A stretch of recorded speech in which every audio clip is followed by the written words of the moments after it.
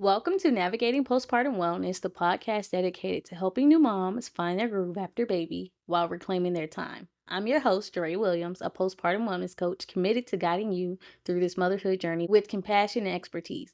If you're feeling overwhelmed and struggling to make time for yourself, you are in the right place. Join me each week as I explore practical strategies for prioritizing your wellness, mastering time management, and embracing self-care, as well as guests that will be on. Together, we'll make sure you feel seen, heard, and supported every step of the way. Let's dive in and start your journey to a more fulfilling postpartum life. Let's get into this episode.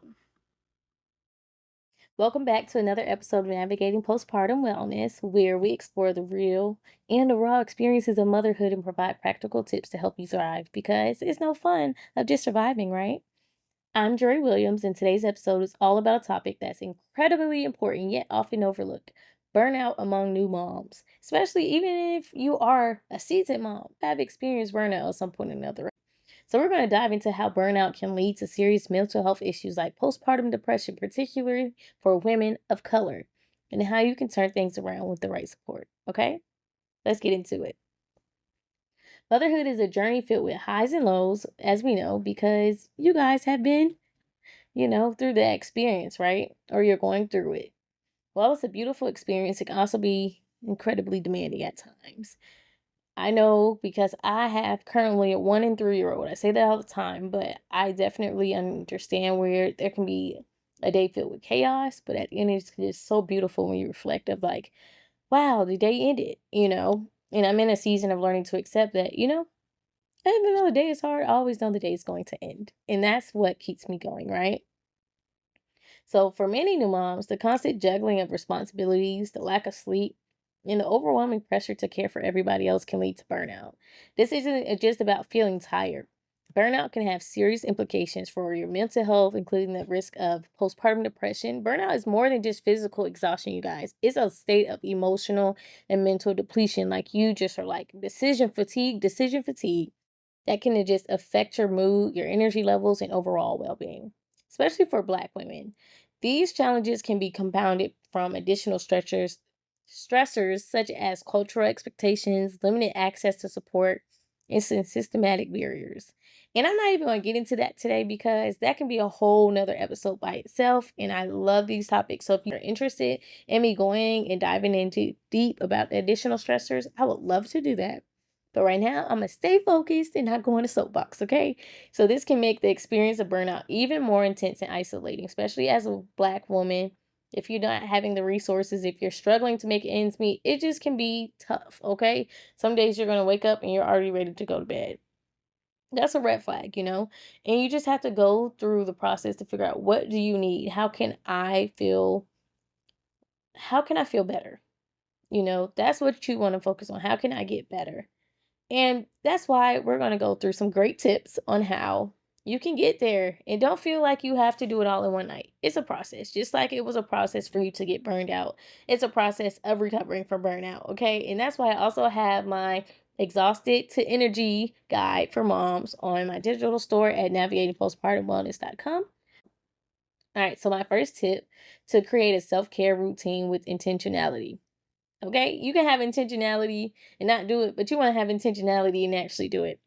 Establish a daily or weekly self care routine that is both manageable and fulfilling. And it's a non negotiable, like you have to show up for yourself. Put it on the calendar, put it in your phone, put it wherever, and let people know, like, hey, on this day at this time, I'm making time for myself. It doesn't have to be elaborate. Sometimes it can be small, it can be little actions, but it makes the biggest difference. Let me tell you how to implement this and make it actionable. You set aside 10 to 15 minutes each day. And if you're like, I don't even have 10 to 15 minutes, set aside 5 minutes. Okay? Start where you are. Whether you want to read, you want to journal, take a bubble bath, take a quick walk, even if it's not outside, even if it's around your house, sometimes you got to be where your feet are and you have to go through that process.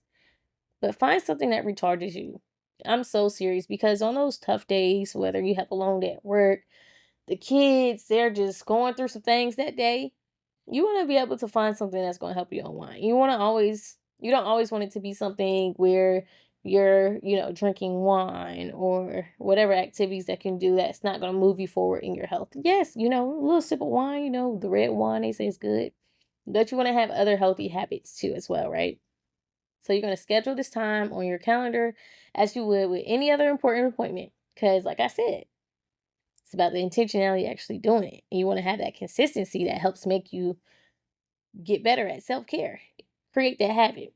And that consistent self care is going to reduce stress, increase your emotional resilience, and help you feel more in control even during those busy days.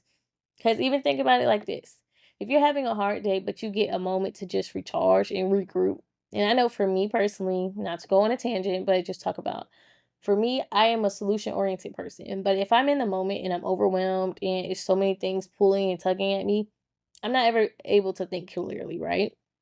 I can still get stuff done, but I'm not at my best. But when I had that moment to sit and just regroup and like, okay, how can I make sure that these things happen without feeling burned out? I can plan better. My brain can work. So I don't want you to feel like because you are in a season where you're constantly going that you're not able to take those moments to rest, because you can. You just have to be very intentional and consistent about it. And just work on building a support network, even virtually. Reach out and connect with other moms or support networks. I even have the Nurture Mama membership where you can connect with moms and build lifelong relationships where it's like, oh, if I don't have anybody in my friend group who has kids yet, oh, I can join a group that's going to have women who are moms and they understand what I'm going through. Because it's good to have friends who don't have kids yet because you get a different perspective on life. But you also sometimes need somebody who can relate to what you're going through. You don't want to always feel like, oh, nobody knows what I'm going through, or I don't have anybody I can call to help me. And that's where that village comes in. That's where that support network comes in. Even if you find online communities, virtual meetups, social media is a great place to even start. Join parenting groups or forums that resonate with your interests and challenges. I know Facebook has a lot of them, right?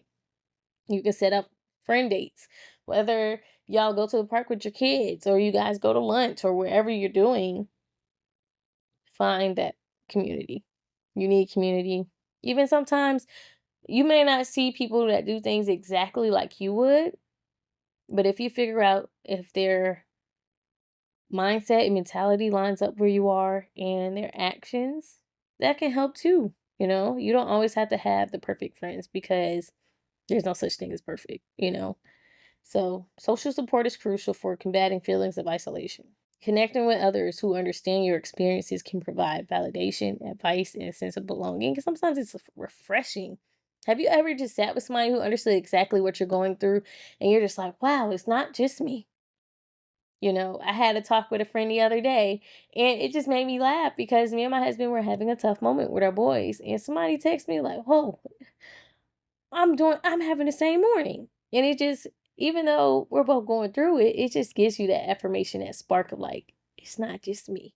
And I think that's one of the most beautiful things about community, right? Yes, I am still building my community. I'm still growing, but I have people I can contact or call or text, whatever you want to phrase it as, right? And my last one is prioritize the small wins and celebrate progress. It's all about progress, okay? It's all about the steps because when you get to the end, it feels good, but going through that process and seeing who you're becoming, it's a beautiful process. And whew, it's so many ways I could talk about that, but going through the process, embracing the milestones. I know even when I had a 2-year-old with a newborn, and at that time I was like, how am I going to make it through the first year, right? Even though you take it day by day, but the woman that I became through that process, those 365 days, right? It's not the same woman that started the process. And it felt good to make it to the first birthday, right? But then there's another challenge along the way. Now we're dealing with other milestones, right? And so that's why I say celebrate that. So my tip for you is to prioritize small wins and celebrate progress. Focus on achieving the manageable goals. Pick 3 to 4 tasks a day to get done. Don't feel like you have to fill up your whole planner because it has a whole bunch of bullet points. Like pick 3 to 4. Our time does not look the same as people who don't have kids, right?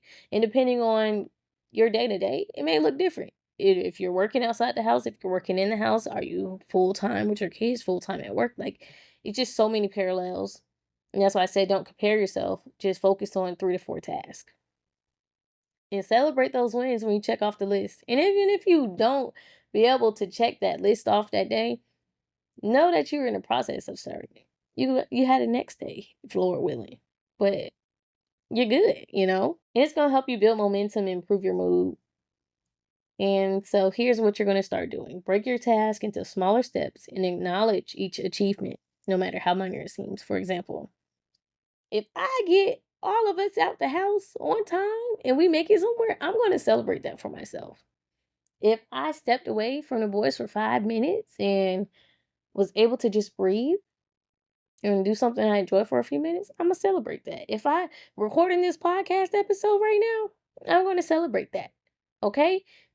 It's not about having those elaborate wins all the time. Sometimes you gotta take it where you can. You can use a journal or a digital planner or whatever it is to track your progress and reflect on your accomplishments regularly. But celebrating small victories can provide a sense of achievement and motivate you to keep going. So helping to just help you feel better.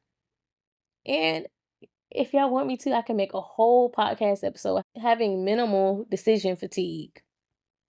But here's the good news of it all. You don't have to navigate this journey alone. If you're tired of running on empty and you want to surround yourself with a community that prioritizes wellness, the Nurturing Mama membership might just be what you need right now in this season. Let me tell you how amazing it is and how excited I am to roll this out to you. You can build lifelong bonds. Joining this membership means connecting with a community of moms who truly get it. Imagine being a part of a supportive network where you can build deep, meaningful relationships with others.